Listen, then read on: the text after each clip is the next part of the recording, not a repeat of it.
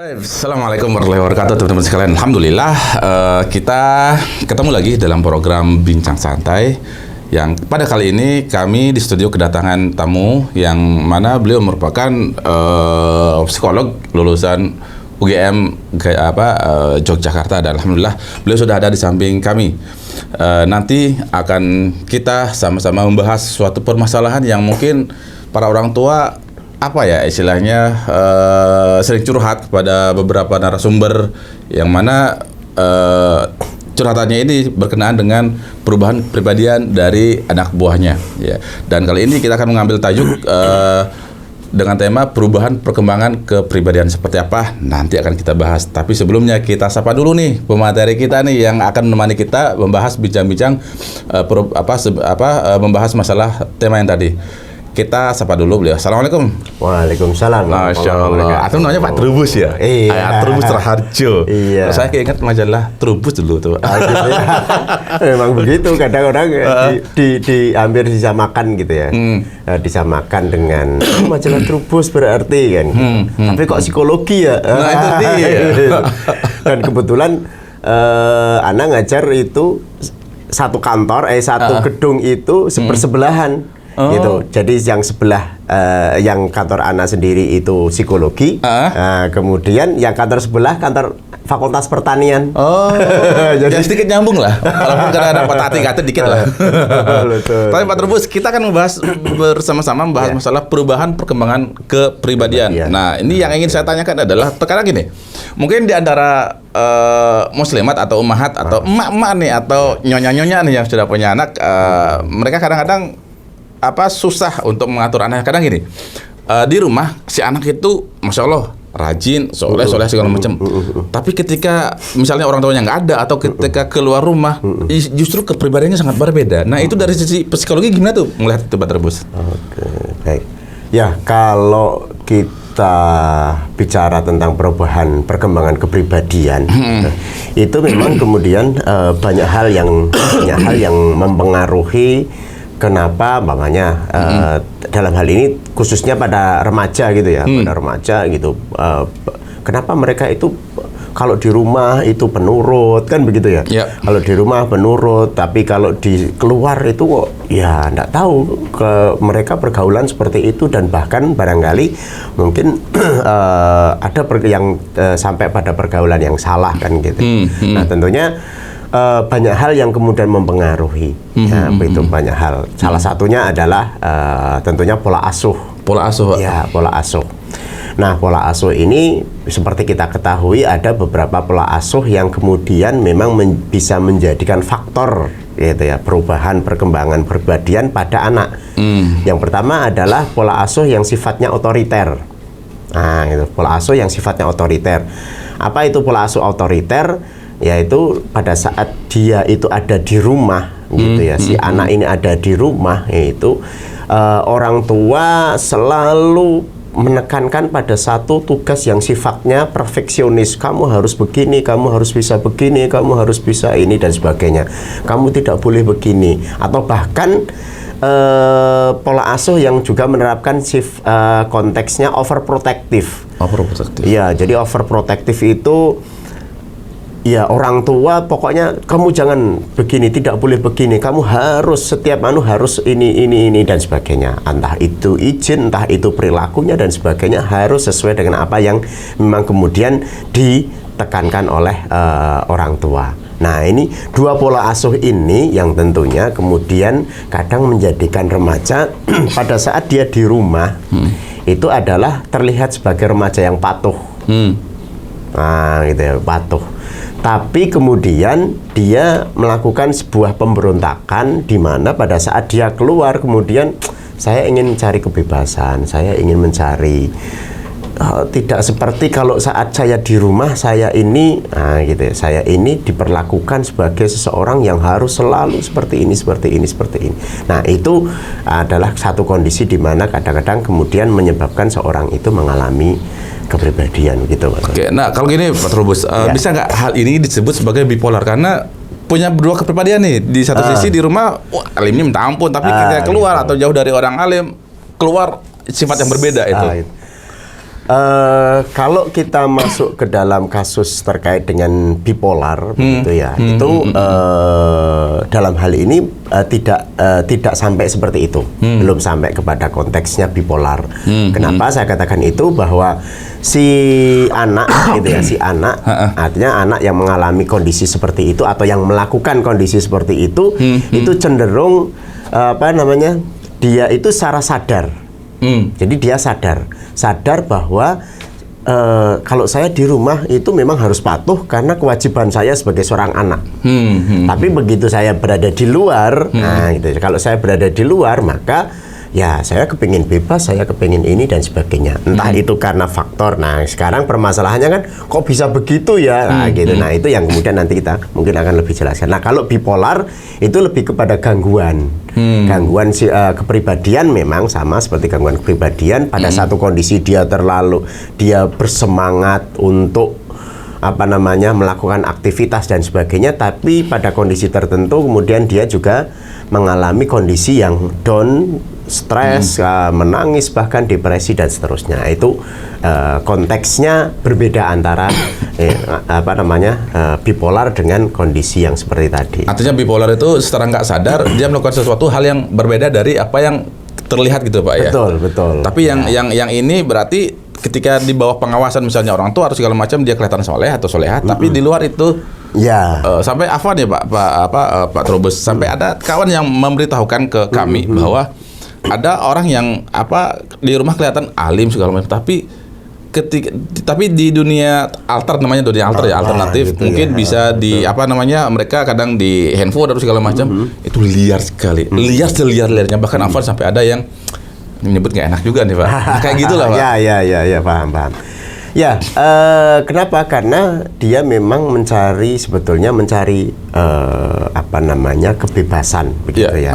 Artinya bahwa pada saat dia berada di lingkungan yang menurut dia itu tidak nyaman tadi, gitu ya. Artinya di rumah ini dianggapnya sebagai lingkungan yang tidak nyaman. Ya, kemudian si anak mencari menemukan atau mendapatkan sepertinya kenyamanan sesaat sih, istilahnya kan begitu. Kalau mungkin di dalam konteks agama banyak ustadz mengatakan ya itulah kenyamanan sesaat, tetapi ya memang itu yang dicari oleh banyak remaja sekarang ini permasalahannya kan. Akhirnya mereka ya sesaat tidak apa-apa lah, yang penting saya seneng kan gitu. Nah itu yang jadi masalah kan ya kira-kira begitu gambarannya kan. Tapi Pak Trubus, sebelum kita bahas lebih lanjut lagi, mungkin kami informasikan ke teman-teman yang sedang menyaksikan program ini, antum bisa bertanya langsung kepada pemateri kita, bukan dokter ya, tapi Dr. Trubus Raharjo, di nomor 089775326668. Antum bisa nelpon langsung dan berkonsultasi bersama beliau seputar permasalahan psikologi anak nih. Sekali lagi di nomor 089775326668. Antum bisa telepon atau bisa telepon WhatsApp juga. Tapi Pak Trubus, kita lanjutkan lagi. Kemudian ada anak yang kira-kira nih di teman-temannya juga kelihatan alim segala macam, tapi sih juga berubah lagi nih. Itu gimana? Kayak di pondok nih kelihatan nih, tapi ketika dia keluar lagi itu. Itu gimana? Ya, pada dasarnya kan kondisi-kondisi seperti itu juga seperti tadi Anda sampaikan gitu ya. Jadi pada saat dia itu belajar di pesantren, begitulah, katakanlah belajar di pesantren, karena memang lebih banyak kan anak-anak belajar di pesantren itu bukan minatnya anak sendiri. Awalnya kan mestinya begitu, bukan minatnya anak yang kemudian cenderung orang tua yang memang kemudian menginginkan anaknya berada di pesantren, berada dengan pendekatan agama dan sebagainya begitu. Nah, itu adalah hal yang betul memang dalam konteks seperti itu, tetapi kadang kemudian ya si anak ini karena entah ya apakah memang dari awal itu tidak mendapatkan informasi tentang gitu ya bagaimana kehidupan pesantren, atau termasuk juga pokoknya sebetulnya memang anak tidak minat kok di pesantren gitu ya, tapi ya tetap dipaksakan aja sama orang tua, mamanya begitu. Nah akhirnya yang terjadi ya tadi, kemudian si anak pada saat di pesantren atau dengan teman-temannya ya terlihat baik, tapi begitu pas liburan lah itu fenomena yang juga menjadi permasalahan bersama dari banyak pesantren yang terjadi begitu, sehingga kadang-kadang orang tua dan pihak pesantren pun juga gimana ini harus mengatasi gitu, itu yang jadi masalah seperti itu. Berarti di sini orang tua juga harus memahami passion anak tuh di mana gitu, Pak. Nah, itu juga salah satu hal yang kemudian menjadi penting pada saat kita memberikan pemahaman kepada anak terkait dengan mau sekolah atau jurusan apa sih, gitu ya, terkait dengan itu. Kalau memang kemudian kita arahkan ke pesantren, begitu ya, kita arahkan ke pesantren, artinya memang dari awal kita sudah berikan informasi gambaran tentang pesantren, apa keinginan ayah, bunda, abi, umi, begitu ya, terkait dengan pesantren. Permasalahan kemudian di pesantren pun juga banyak, ada jurusan IPS, ada yang juga kadang jurusan agama, gitu ya, kemudian bahkan ada yang IPA. Nah, gitu. Nah, ini beberapa di sini mungkin juga perlu dipertimbangkan oleh orang tua. Oh, dia passionnya itu memang di IPA, begitu ya. Dia tidak suka yang ngapalin gitu ya, ngapalin. Nah, ini sering terjadi. Beberapa kali anak juga kadang katakanlah ada yang kepengen, sebetulnya anak kepengen jadi dokter, tapi ya karena orang tua mintanya anak di pesantren gitu ya. Terus gimana Ustadz kan gitu, kadang dapat curhatan juga. Ya sudah, antum sekarang lanjutkan saja, katakanlah keinginan antum seperti apa, yang bisa mungkin diraih seperti apa, tinggal. Nah, ini yang barangkali perlu juga dipahamkan juga kepada orang tua terkait dengan passion anak ini. Artinya di sini kan peran orang tua sangat berpengaruh. Nah, artinya gini, orang tua juga mesti harus menempatkan diri sebagai tanda kutip teman bagi anaknya gitu, kan, supaya anaknya juga bisa curhat. Jangan sampai ada gap antara anak dan orang tua, kan gitu, Pak ya? Iya, betul. Ya, jadi pada saat kita ingin memberikan katakanlah ya istilahnya jalur pendidikan kepada anak-anak, memang tidak ada sih katakanlah orang tua yang kepingin anaknya itu, katakanlah kalau yang orang tua yang paham tentang agama, katakanlah idealismenya ya anak memang di pesantren gitu ya. Nah, sekarang permasalahannya adalah memang apakah anak itu sudah mengetahui dunia pesantren, makanya kita kenalkan dengan dunia pesantren, apakah itu sudah ada, atau tahu-tahu seperti bom kamu harus di pesantren. Nah, ini yang kadang-kadang kemudian menjadikan permasalahan awal seperti ini. Nah, pada saat seperti ini, kemudian si anak ya sudah, anak disuruh di pesantren kan gitu ya. Tapi karena passion anak tidak merasa di pesantren kok kan gitu ya. Ya sudah, yang penting anak belajar dan sebagainya kan gitu. Nah, kalau pulang ya sudah seperti lepas, seperti anak panah yang hilang dari busurnya ya gitu. Nah, di sini Afwan, dari sisi psikologi, salah nggak sih orang tua yang yang memaksa anak belajar di pesantren, sedangkan passion si anak tersebut tidak di pesantren? Kalau dikatakan salah atau tidak, ya tidak salah, gitu. Artinya keputusan orang tua mengambil keputusan untuk anaknya itu ada di pesantren, gitu. Itu kan sesuatu yang baik tentunya, begitu, sesuatu yang baik. Nah, hanya pada saat kita sebagai orang tua kemudian akan menyekolahkan atau memasukkan anak-anak kita ke pesantren, kita juga paling tidak harus tahu kemampuan anak pertama. Kapabilitas ya? Iya, kemampuan dari sisi kemampuan intelijensi bisalah, atau kemampuan secara umum kan gitu. Karena rata-rata kalau di pesantren itu ya dibutuhkan kemampuan yang lebih. Gitu ya, artinya entah itu menghafal terkait dengan bahasa Arab dan agamanya, termasuk lagi mungkin sudah ada tahfidnya begitu. Nah, itu kan juga butuh kemampuan yang, nah, pada beberapa anak itu memang dia ya pas-pasan saja gitu ya. Kalau ditekan harus ini harus belajar ekstra, itu kasihan gitu ya. Ya sudah, sekarang anak mungkin SMP-nya atau MTS-nya tetap MTS biasa. Kemudian SMA-nya barangkali gitu. Kita lihat perkembangan selanjutnya. Lihat perkembangan di SMP. Oh, ternyata SMP di SMA-nya juga masih ini. Nah, barangkali kan gitu ya. Lulus SMA malah mungkin wah, anak nganu kepengen mondok aja barangkali kan gitu. Itu hidayah yang sangat-sangat kemudian akan menjadi surprise buat orang tua. Tapi intinya itu. Ya. Nah, ini Anda kan sebagai psikolog nih. Pernah nggak menemukan kasus di mana ketika orang tua memaksa anaknya buat mondok di pesantren? Bukan kita nih bukan menyalahkan pesantren ya Pak ya, bukan menyalahkan orang tua. Cuman kita ngelihat fenomena di masyarakat aja. Pernah nggak sih menemukan, Anda sebagai psikolog menemukan kasus di mana si anak ini yang awalnya pendiam apa segala macam, terus dipaksa masuk ke suatu ya gitu ya tadi institusi, pada akhirnya si anak tersebut berubah kepribadiannya? Ada nggak Anda menemukan? Bukan ada, banyak. Ya Allah. Maksudnya begini. Jadi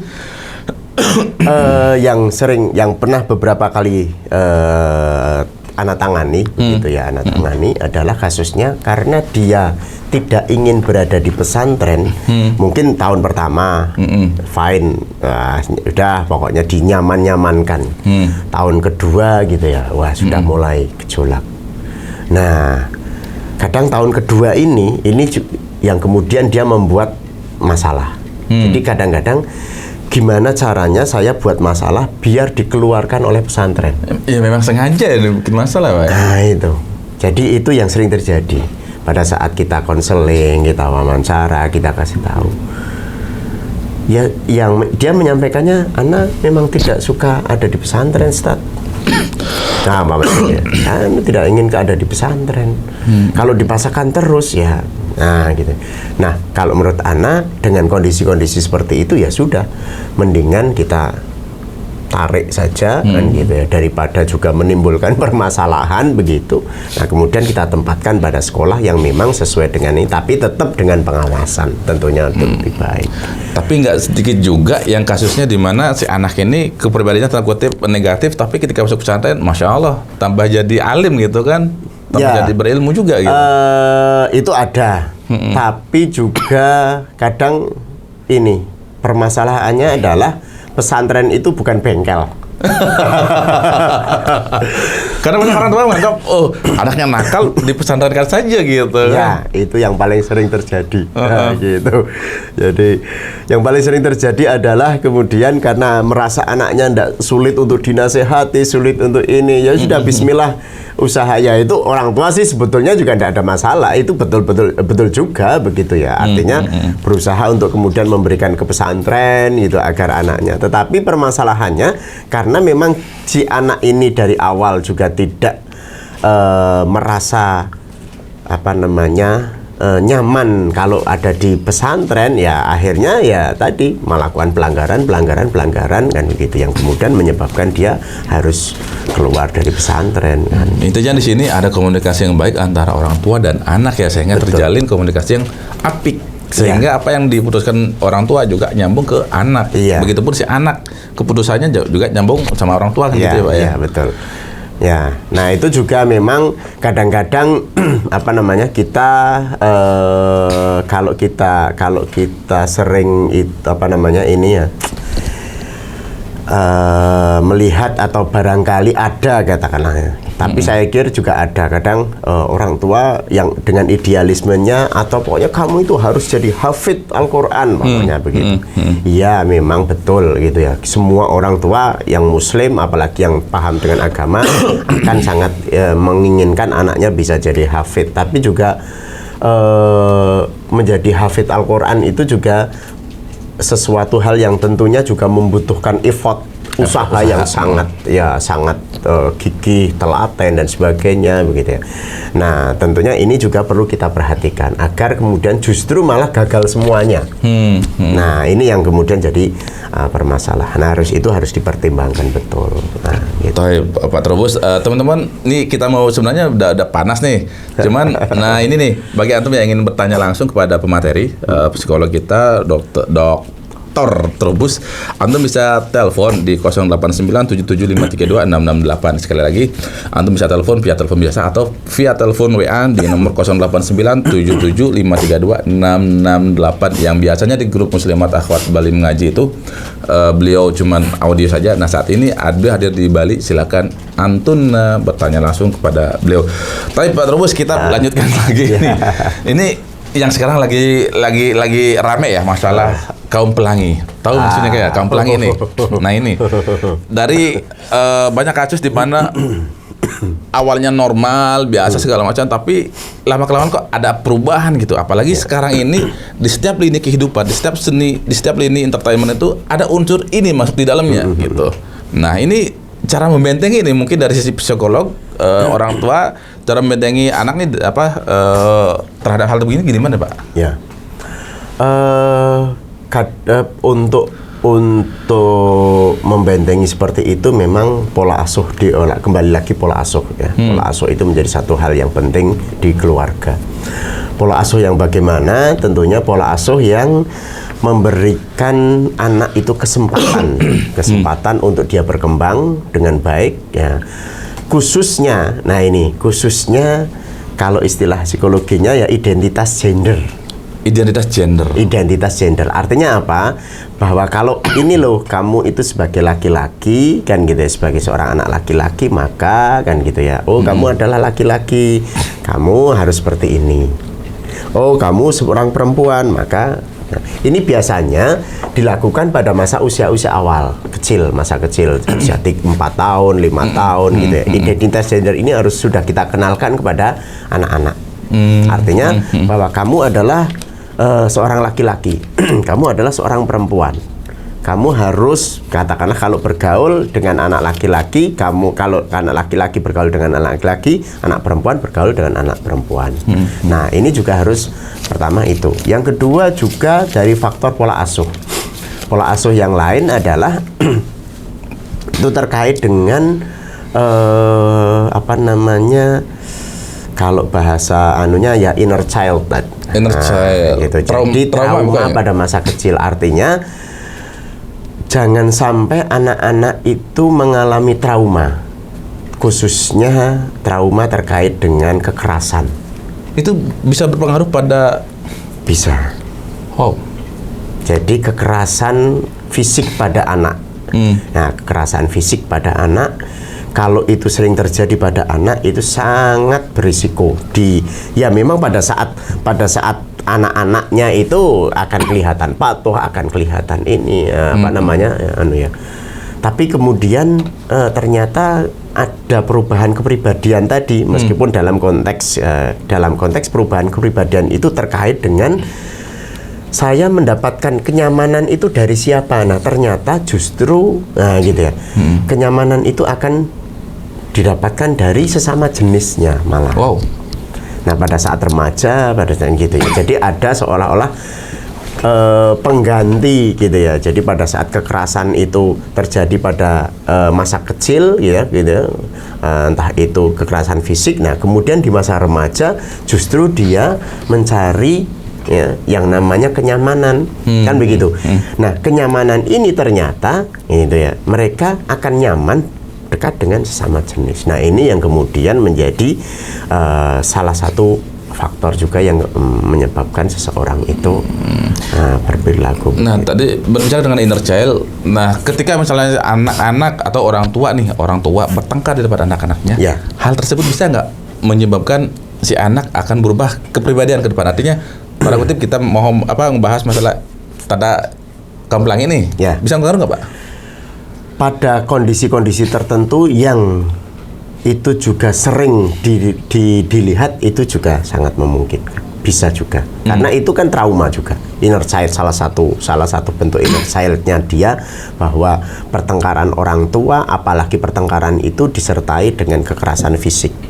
Terus kekerasan verbal juga ya? Ya, kekerasan verbal, kekerasan fisik, kemudian seolah-olah dia si anak ini mengalami kekerasan yang diterima oleh entah itu ibunya atau kan gitu ya, jadi khususnya oleh ibunya. Nah kemudian dari situ maka dimunculkan pada saat kondisi tertentu dia mencari kenyamanan tadi. Nah mencari kenyamanannya justru, nah itu kadang-kadang justru mendapatkan kenyamanan itu kan malah justru dengan sesama jenis.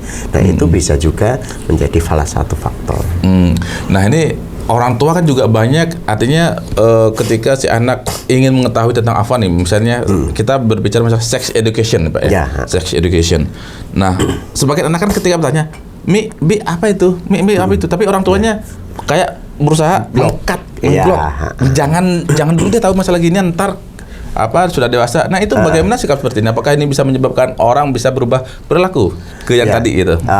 Kalau dalam konteks itu mungkin sifatnya bukan kepada faktor yang kemudian seperti ya kasus-kasus kaum pelangi tadi gitu ya, tetapi lebih kepada ya perilakunya memang kemudian terkait dengan dorongan seksualnya barangkali kan lebih kepada di situ. Nah, maksudnya begini, pada masa anak-anak itu kan eksplorasinya juga tinggi, dia kepengen taunya tinggi kan gitu ya. Ini Abi itu apa kan gitu. Kok aku berbeda sama kakak? Ya kan itu kan pertanyaan yang umum. Tapi kadang orang tua kemudian bingung. Ini anak harus jawab apa ini? Gitu ya. Adik itu keluarnya dari mana? Gitu ya. Iya kan. Tetapi dalam hal ini memang kemudian kadang-kadang kita ada yang kadang mungkin mendapatkan pembelajarannya itu kita sampaikan aja apa adanya. Ada yang begitu. Atau jangan kita sampaikan karena itu tidak etis kan gitu ya. Nah, kalau kita bicara kepada anak-anak maka sebetulnya mudah. Kita kan bicara dengan anak dengan kemampuan berpikir pada taraf. Tarafnya anak-anak. Masih gitu ya? Iya, tarafnya anak-anak. Jadi contoh umpamanya adik keluarnya dari mana? Oh dari perut. Sudah, kan memang betul dari perut. Nggak usah dijelaskan dari rahim yang begini. Anak nggak akan paham. Cukup dari perut kan gitu. Kan gitu. Begitu dari perut, prosesnya ada di mana? Oh ya nanti di tempat bersalin, di tempat dokter, akan ditangani dokter. Selesai sudah. Tidak harus jalannya begini lah gitu, enggak usah. Jalannya nggak paham anak gitu. Iya. Tataran mereka kan tataran. Mereka akan tahu sendiri pada saat mereka kemudian mendapatkan hal itu di dunia pendidikan. Oh ternyata kan gitu. Nah kemudian mamanya pertanyaan mudah, mamanya, Abi, Umi, adik itu kok beda dengan saya? Kalau mamanya kakaknya laki-laki, itu adik kok, ya Afan, mungkin ini bukan hal yang tabu ya. Itu kok nggak ada titiknya mamanya gitu ya. Nah kita sampaikan saja, oh iya kakak itu, nah ini yang kita namakan identitas gender. Oh kakak itu yang laki-laki, kalau adik itu perempuan. Sudah selesai gitu. Jadi berarti itu adik annya dipotong. Ya enggak, itu adalah gitu ya. Kadang-kadang kita juga jangan terlalu kemudian berpikir yang terlalu jauh, tapi juga jangan kemudian menghambat mereka untuk ingin tahu juga gitu. Tetapi sebatas kita memberikan informasi kepada anak sesuai dengan tahapan perkembangannya. Gitu. Jadi itu yang lebih amannya bagi. Kalau dalam dunia remaja gimana Pak? Ketika si anak nih, orang tua dalam berkomunikasi dengan anak tentang masalah pendidikan seks itu gimana seharusnya? Kalau kita sudah melihat bahwa anak-anak kita ini sudah masuk ke dunia remaja, maka yang perlu diketahui adalah kalau di dalam dunia remaja itu ada istilahnya pubertas. Ya, pubertas. Pubertas itu adalah satu kondisi di mana pada saat organ reproduksi itu sudah mulai tumbuh gitu ya dan berfungsi, maka otomatis dia akan mencari istilahnya ada rangsangan-rangsangan atau reaksi-reaksi rangsangan seksual. Nah, disinilah yang kemudian juga harus diantisipasi oleh orang tua. Jangan sampai sebetulnya kan gitu ya. Anak juga tahu sendiri. Jangan sampai sebetulnya. Iya, bahaya Pak ya? Bahaya gitu loh sebetulnya. Ya dikatakan bahaya apa tidak, tetapi intinya sebetulnya justru pada saat kita membangun kedekatan dengan anak, khususnya anak remaja, nah disitulah kita masuk. Kakak sekarang kakak sudah, mamanya kalau yang perempuan sudah menstruasi, maka kan gitu, itu adalah begini. Dijelaskan, mungkin ini Umi-nya yang menjelaskan karena perempuan. Nah, kalau yang laki-laki juga begitu. Nah, kita orang tua harus paham, oh ini anak sudah mimpi basah belum nih? Iya. Tapi ada nggak suaranya sudah gede, tapi dia belum mimpi basah, ada nggak Pak?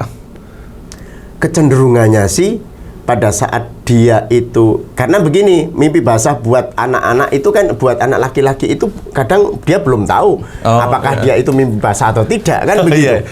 Yang taunya kan dia ngompol. Iya, betul. Nah gitu, dia ngompol, taunya dia ngompol, kemudian nggak tahu waktu itu juga kemudian mandi besar atau tidak, karena mungkin. Nah, berarti kan di sini peran orang tua sangat. Nah, peran orang tua sangat. Makanya pada saat kita sudah tahu, oh ini sudah mau mulai ini. Nah, kita preventifnya dulu gitu loh. Kakak nanti suatu ketika kakak akan namanya mimpi basah kalau dalam laki-laki. Kita jelaskan aja. Karena dia sudah usia, paling tidak usia 12, usia 13 tahun, itu sudah mulai paham. Gitu ya. Tapi anak sekarang udah mulai Pak, umur 9 tahun, 6 tahun udah mulai. Iya, malah handphone kadang. Betul sekali. Nah, makanya di usia-usia katakanlah 10 tahun ya, gitu, kedekatan orang tua, fungsinya kedekatan orang tua kepada anak, sehingga komunikasi di situ dibangun. Artinya dengan komunikasi dibangun, orang tua akan merasa, anak akan merasa dekat. Oh ya, kalau aku begini, kalau saya begini, nanti berarti paling tidak orang tua juga akan merasa sedih, merasa ini dan sebagainya. Nah, itu yang perlu dibangun. Sehingga dengan begitu ya tadi, seperti kasus katakanlah yang antum sampaikan, di rumah itu anaknya seperti alim dan sebagainya, tapi di luar ternyata gitu. Karena apa? Ya dia tidak mendapatkan kenyamanan pada saat ada di rumah. Oh, dan dia merasa nyaman ketika berada di lingkungan kebalikan gitu Pak ya? Iya, betul sekali. Dan sekarang pun mereka rasa nyaman tuh nggak cuma di dunia nyata Pak, di dunia begini pun alter. Nah, itu juga menjadi satu hal yang kemudian saat ini terjadi pada beberapa kasus remaja, ya mungkin bukan kasus remaja, banyak juga kan gitu ya. Mereka yang tidak berani eksis di dunia real, maka dia akan eksis di dunia maya.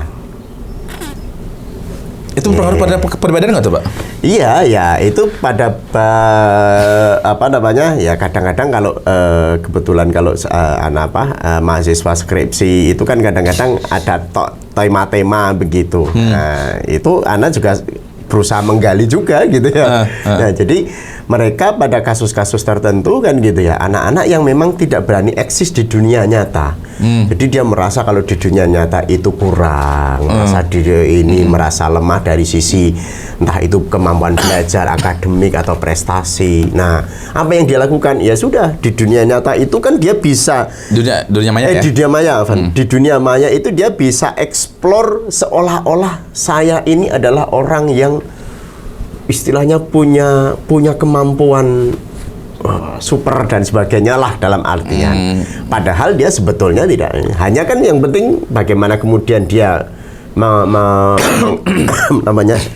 mengeksiskan dirinya itu. Nah, gitu. Nah, itu yang juga terjadi. Nah. Apakah ini yang disebut dengan introvert pada si anak?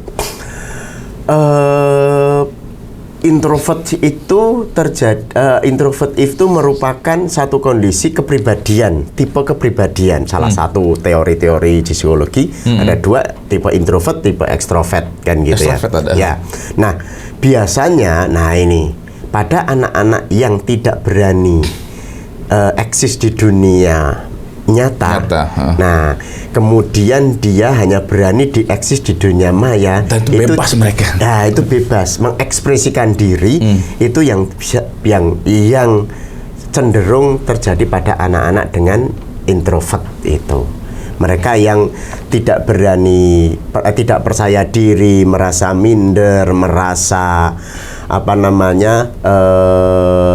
ya entah itu secara fisik maupun secara verbal begitu ya. Nah, kemudian dia akan berada di dunia maya untuk eksis itu.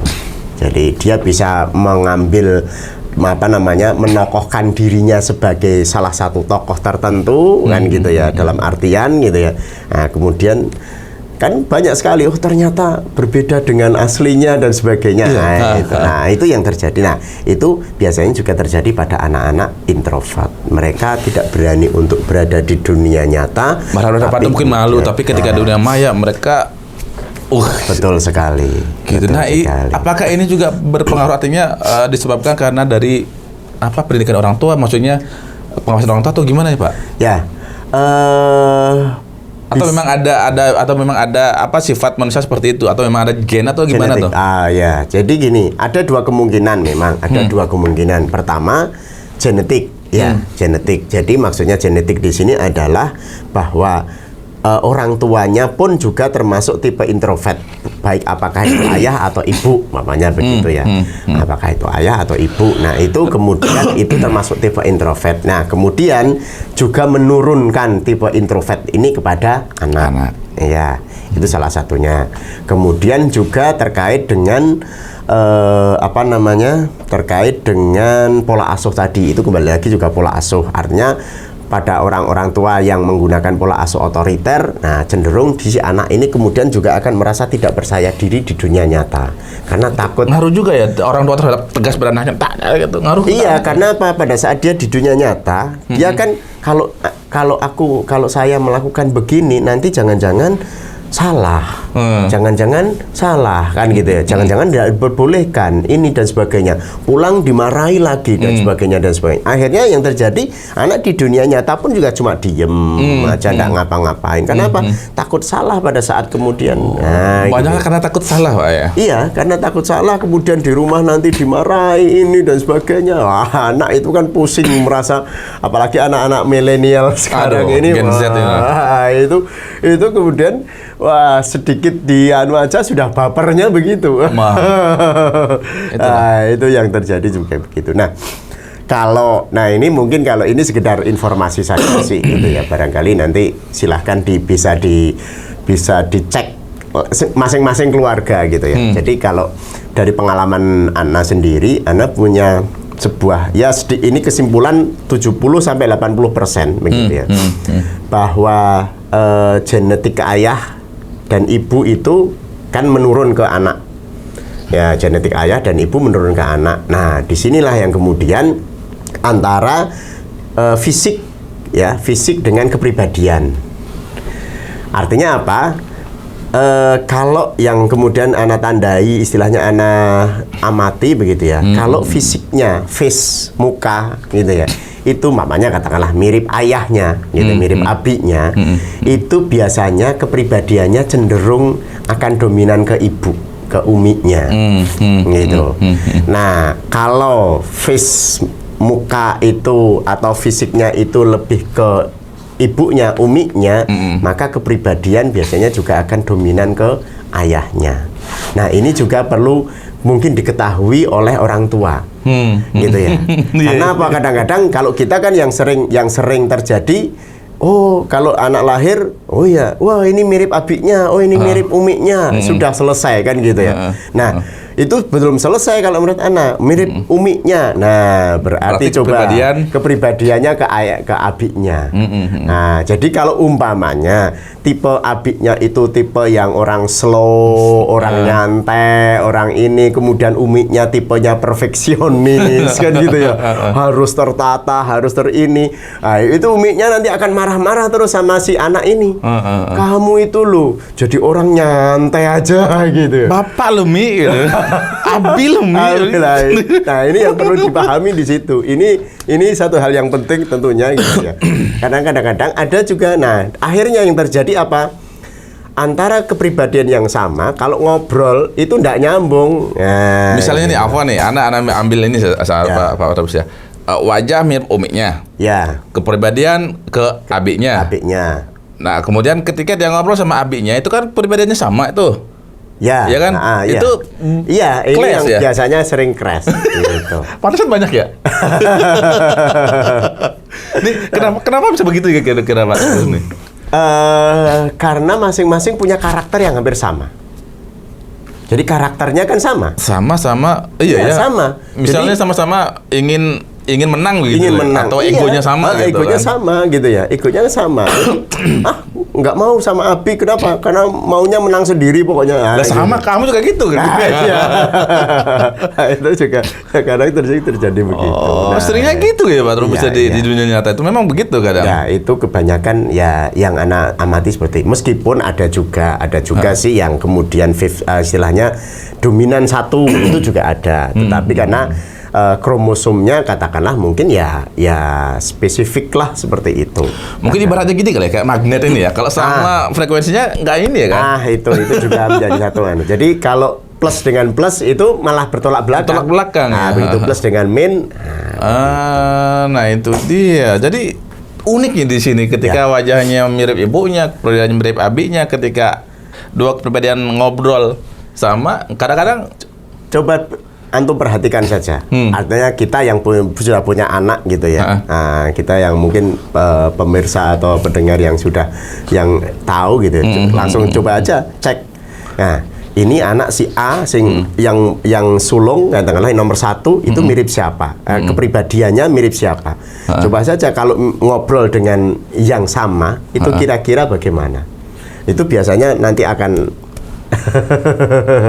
Nah, teman-teman nih coba nih yang punya anak atau yang punya keluarga, coba deh antum perhatikan, mungkin yang mungkin wajahnya mirip mungkin ke bapaknya, terus sifatnya ke ibunya, atau kebalikannya mungkin kalau sifatnya yang sama ini bersama-sama, apakah itu nyatu atau sering clash gitu. Coba antum nanti menyaksikan, antum nanti menilai sendiri. Iya, betul. Gitu. Jadi ini sangat-sangat unik ya Pak Trubus masalah perbedaan ini. Jadi apalagi anak-anak sekarang ini dengan adanya handphone ini juga sangat mempengaruhi pola pikir mereka gitu Pak Trubus ya.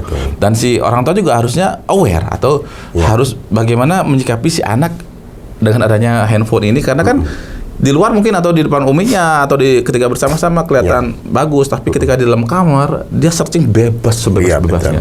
Itu kan juga mempengaruhi pola pikir mereka kan ya Pak Trubus ya. Ya, makanya kalau yang sering Ana sampaikan kepada orang tua bahwa saat ini kita tidak mungkin untuk melarang anak pegang HP, itu sudah tidak mungkin. Iya ya, kalau hanya sekedar mungkin bisanya membatasi. Nah gitu. Artinya kalau melarang sama sekali kayaknya sudah tidak mungkin. Kenapa? Begitu dilarang dia dapat dari temennya atau dari kan waknya gitu. atau dari bibiknya. Dan gitu. Sekarang katakanlah umpamanya HP tidak dapat katakanlah gitu ya. Ada laptop, ada ini dia dapat jaringan, ya sudah selesai kan gitu ya. Tetap juga bisa main game dan sebagainya. Nah, yang paling utama sebetulnya adalah ya tadi bagaimana kemudian kita memberikan, justru kalau anak itu yang saya sampaikan itu kita berikan kepercayaan ke anak dalam artian gini, pada saat pembatasan ya ada pembatasan, mungkin pada usia-usia katakanlah dini gitu ya, TK katakanlah gitu, TK atau SD kelas sampai kelas 4 kan gitu ya, ya itu ada pembatasan gitu ya, ada pembatasan. Kenapa? Biar tidak terjadi namanya addiction atau kecanduan. Addiction ya. Ya, tidak. Bukan ayam diketuk. Ya, gitu. Biar tidak kecanduan. Ya. Kenapa? Karena memang pada saat kemudian yang namanya kecanduan itu memang sudah sulit ya, memang butuh penanganan yang butuh usaha, butuh penanganan yang maksimal, dan kita tidak bisa sekedar menyerahkan kepada terapis untuk kemudian memberikan penanganan, karena di situ harus ada tanggung jawab orang tua juga gitu ya. Nah, pembatasan gitu, pembatasan kemudian nanti kita berikan kepercayaan, kakak kamu katakanlah gitu ya, boleh pegang HP, tetapi nggak boleh cukup main ini saja, game saja, sudah gitu saja. Kita tekankan lagi, kakak hanya boleh main game saja terus begitu. Jadi yang ada di pikirannya ya main game, apanya gitu ya. Nah sekarang masanya belajar, berarti HP lepas dulu, sudah terus begitu. Ya memang kita harus kontrol tetap itu terus. Kita berikan kepercayaan, tapi kita kontrol, kita batasi terus begitu sampai si anak akan mampu kan gitu ya. Karena apa? Karena memang ya namanya sekarang yang namanya game kan gitu ya. Pembuat game itu kan tidak akan pernah berhenti untuk menciptakan game yang lebih sulit dari versi sebelumnya. Kan gitu ya. dan pecinta game akan mencari tantangan untuk saya bisa menaklukkan, kan gitu. Nah, itu mesti akan seperti itu. Nah, disinilah kita kemudian kita memberikan masukan, memberikan nasihat juga, memberikan kepercayaan. Tetap ada waktunya, tetap ini dan sebagainya dan sebagainya. Istilahnya tarik ulur ya Pak ya. Betul. Kapan bisa ditarik, kapan bisa diulur gitu ya. Iya. Jangan ditarik terus, ulurnya kagak. Iya. Atau dibiarkan aja ya. Itu juga salah Pak ya. Juga. Berarti ada waktunya kapan tegas, kapan jadi teman, kapan jadi orang tua, benar-benar jadi orang tua gitu ya Pak ya. Betul sekali. Betul. Tapi, Pak Trubus ini mungkin apa nih agak sedikit melenceng gitu ya. Ya. Ini tentang anak juga. Nah, benar nggak sih ketika misalnya anak-anak ini ketika misalnya dibilang jangan lakukan itu, justru mereka melakukan itu. Nah, benar nggak tuh seperti itu, Pak? Ya, pada konteks anak-anak di usia 4 sampai 6 tahun begitu ya. Kadang-kadang kita sering mendapatkan informasi dari guru atau bahkan kadang-kadang anak sendiri sering menyampaikan itu.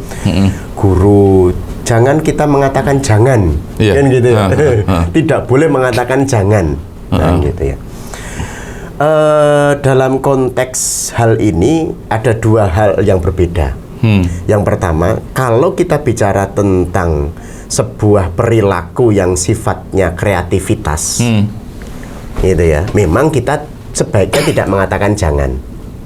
Kalau kita bicara tentang kreativitas, tapi kalau kita bicara tentang moral, ya, perilaku moral istilahnya begitu ya, maka tetap harus kita katakan jangan. Kakak jangan mukul. Itu kan moral.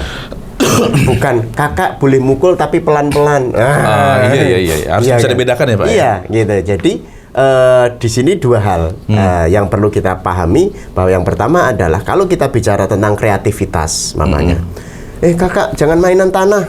Justru anak tuh main tanah. Iya. Pengen tahunya, kuriusnya, keponya. Nah, gitu ya. Kenapa enggak? Gitu. Kenapa hanya main tanah saja kok enggak boleh? Ya sudah, biarkan saja sebetulnya. Tinggal kita katakan, kakak kalau main tanah, habis itu cuci tangan, cuci kaki, atau mandi sekalian. Selesai. Diarahin itu Pak ya? Iya. Gitu ya. Kan gitu. Jadi kadang-kadang orang tua itu kan jangan mainan tanah, nanti kotor ini kena virus apalagi. Wah, gitu. Justru pada masa anak-anak ini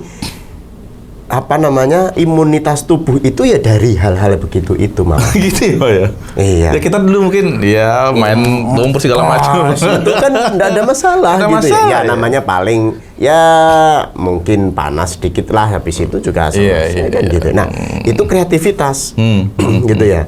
Tapi kalau terkait dengan moral gitu ya, apapun itu mamanya, mukul, nyubit atau apapun itu kan gitu ya, maka ngerebut mamanya gitu ya.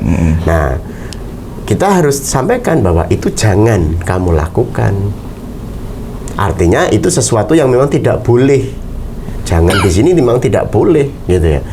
Bukan berarti boleh tapi pelan-pelan, boleh tapi jangan keras-keras dan sebagainya gitu. Nah, ini yang kadang-kadang salah dipahami oleh orang tua atau beberapa pendidik terkait dengan hal seperti ini. Jadi mesti dibedakan ketika kreativitas, kata jangan kalau bisa jangan dipakai gitu kan. Cuman untuk dari sisi moral atau akhirnya segala macam jangan tuh tetap harus. Tetap harus, iya. Nah, jangan menyekutukan Allah kayak gitu misalnya. Iya, nah, jangan bermain kekufuran, jangan. Iya. Gitu. Cuman kalau kreativitas, jangan manjat pohon.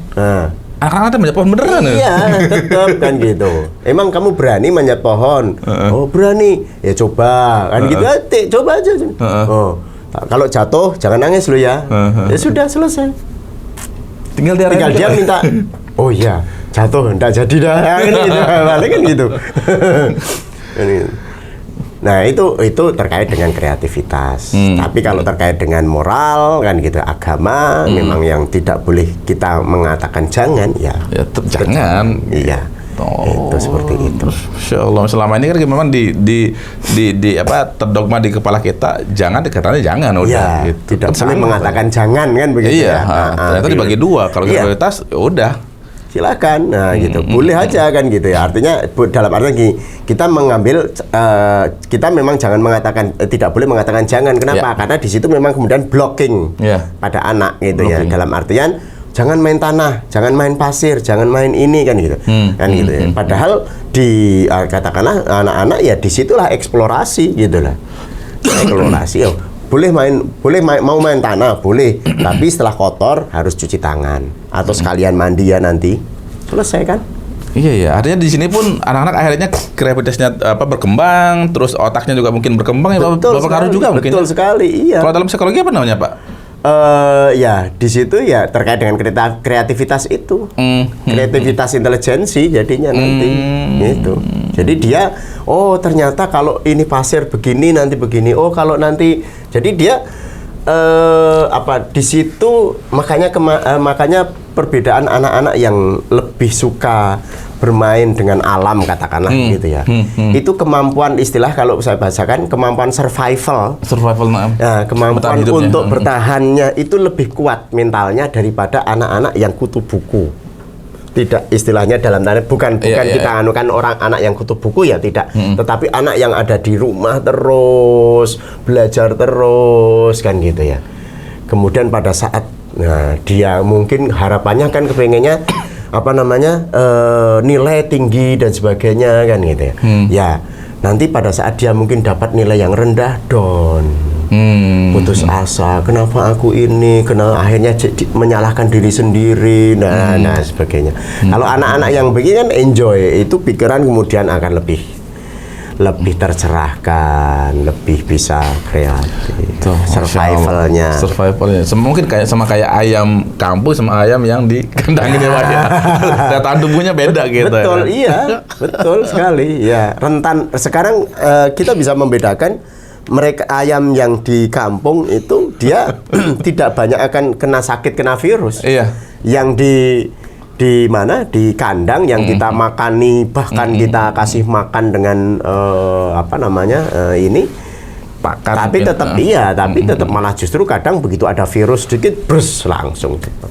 Nah sama sebetulnya kita juga manusia begitu. Pada saat kita ya dalam artian main ya sewajarnya sih gitu ya, sewajarnya kita main di halaman dan sebagainya. Itu tidak ada masalah, malah itu justru memberikan, dan itu menyehatkan baik itu secara fisik maupun mental. Nah itu juga salah satu bermain. Ana pernah menyampaikan juga tadi bermain sebagai sarana belajar survival. Keren ya. Nah mungkin di Bali Mengaji bisa nanti dibuat model tutorial outbound kecil gitu ya. Ada tutornya, berlatih tim gitu ya. Kemudian membuat untuk anak-anak 4 tahun sampai 6 tahun kan gitu ya. Kemudian dibuat program untuk bermain di alam bebas, mereka explore. Itu sehat mental dan sehat fisik. Karena kalau sudah di bawah kecil mereka seperti itu, insya Allah dewasanya bahagia, Pak ya. Iya. Bukan sampai di besarnya MKKB, masa kecil kurang bahagia aja. Ayo sekali ya. Pak Trubus, jazakallah khairan sudah menemani kami dalam bahas masalah ini, dan masya Allah temanya menarik sekali. Tapi sayang sekali dari teman-teman kurang ada yang ini nih. Mungkin saking senangnya menyimak kali ya Pak ya, pada program kita pada hari ini, dan saya ucapkan jazakallah khairan sudah mampir di studio Bali Mengaji untuk menyampaikan masalah psikologi anak, yang mana ini orang tua banyak sekali dapat masalah seperti ini gitu Pak Trubus. Gitu ya, Pak Trubus mungkin ada satu atau dua buah patah kata sebelum kita menutup acara ini. Baik. Mungkin khususnya kita sebagai orang tua dulu gitu ya. Kita sebagai orang tua yang harus kita perhatikan adalah bagaimana kita menerapkan sebuah pola asuh yang baik kepada anak-anak. Pola asuh yang baik ini tentunya tidak hanya pada satu sisi, yaitu orang tuanya saja, menurut orang tua, tetapi pola asuh yang juga menurut anak ini baik. Nah gitu ya, jadi dalam hal ini tentunya kita harus belajar kan gitu ya, bagaimana kemudian anak juga dalam konteks pengembangan kepribadiannya itu tumbuh kembang dengan normal, sehat begitu ya. Nah, itu insya Allah nanti di masa remaja, dewasa awal gitu ya, itu semakin akan juga menjadi lebih baik dan lebih kuat.